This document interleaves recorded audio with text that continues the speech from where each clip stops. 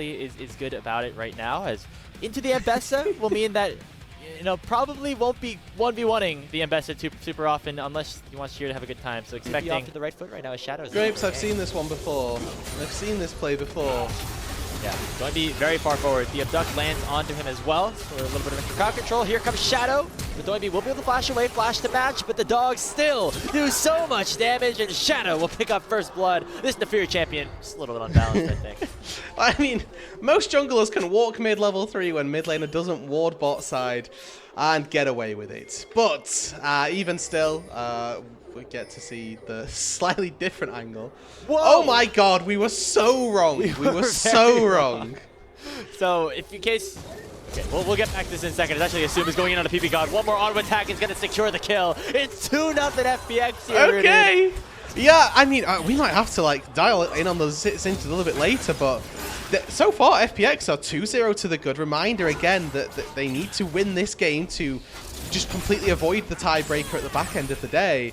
And the last time these two teams faced off against one another, NIP struggled. It was a winning situation for FPX for the most part, but weren't quite able to convert on it. And now Doinby once again caught mid. He doesn't have his flash. He's going to have to try to fight this one out onto Care. Potentially Shadow jumps over the wall, and this Nefiri is going to be able to do a lot of damage right now in melee range. Here comes that Abscond Abduct, and the Feats of Warfare picked up pre-4 minutes. With Sin's poison ticking very quickly, the dogs do die quite fast if they are in the Singed poison. It's 1 to 2 seconds before they go down. Yeah, we saw it right there. Another instance as Leave could be in trouble more.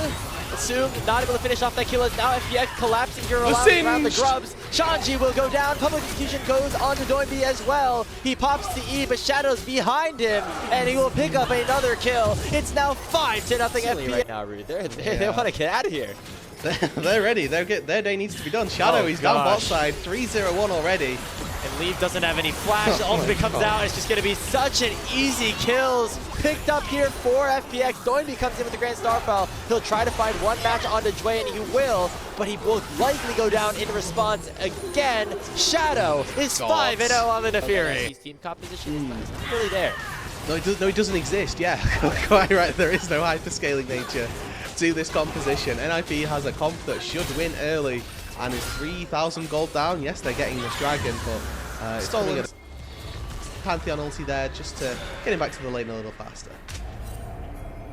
So right now, Doinby gonna get caught out once more. Abscond Abduct connecting once again. Shadow is a level up onto Doinby right now. That's how far ahead this Nefiri is in this game with that completed Eclipse. However, Aki wants to go for the re-engage, lands the ultimate onto Care, and will be able to pick up another kill here for NIP. Leave, though, is targeted by Jway, and Assume picks it up with his spear, and Doinby forced the flash for the wall, but it's going to be matched by the ultimate of Shadow, who has gone absolutely ballistic. The LPL, right? And so, if you are NIP, going into this Ascension group, where you're going to have to play against all the top teams, your BLGs, your ALs, your top esports.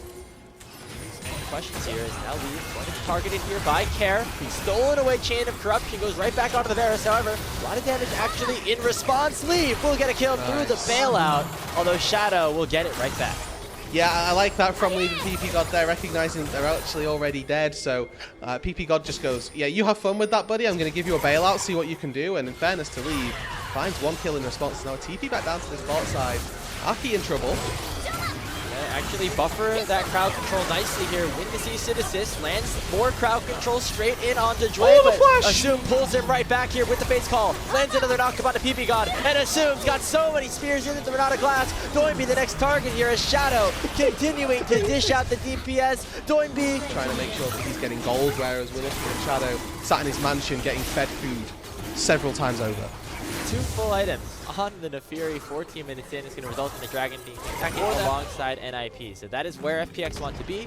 Have the right to play against top teams. 1 and 7, baby. And they're showing like they're doable here in this one. Is Doinby not having a good one here on the Pantheon. That's his 7th death to 15 minutes, and the teleport coming in from Shanji as well.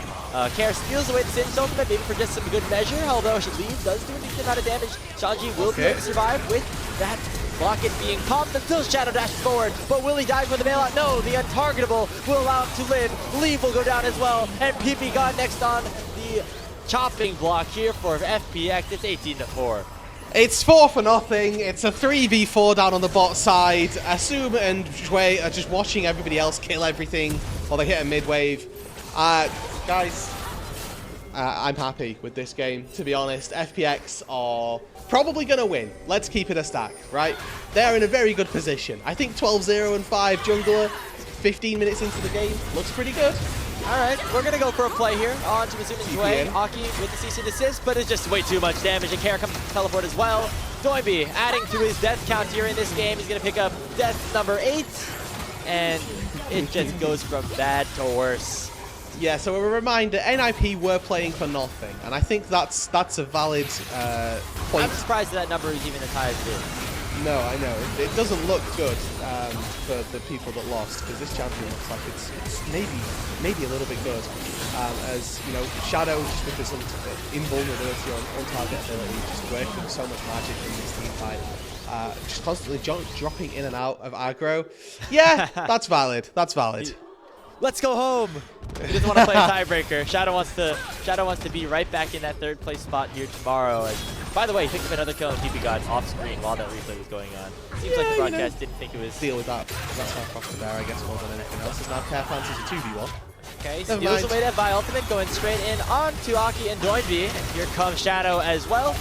Doinby's going to be able to survive at least for a little bit, as Aki going to be the target now. Care picks up the kill. Bailout will just delay the inevitable here, as Shadow will go absolutely legendary. Fate's Call out on top of the Pop Blossom, combined with the public execution. That's the wombo combo that FPX were looking for, as they find themselves up 20 kills in this game. I mean, you feel bad for Doinby, not for Doinby, for Leave there in that situation, because Assume is like, you do not feel bad for Doinby this game. Feel bad for Leave in that situation, because the Callista is not even on his screen. The Nico was in Narnia, and the Nico still knocks him up and takes him down. But, I mean, that death doesn't change the way of this game. In fairness to Shanji here, has died the least in this game of his team, so I think the answer is yes. No. He could have played anything, and the game and the game wouldn't have killed stick. Oh, okay. I was gonna say, like, yeah, he would have been. There's nothing really to give you hard-hitting analysis on this game. Okay, this game's over. Like, you're not gonna get that this time. I don't normally advertise the other league. No, but just enjoy FPX taking a comfortable win versus NIP. And hey, yeah. No, I'm not going to pretend I do either. Doinby. Okay, 1 on 10. Here it is. We got the power spike. This is the Yasuo power spike. People working Pantheon.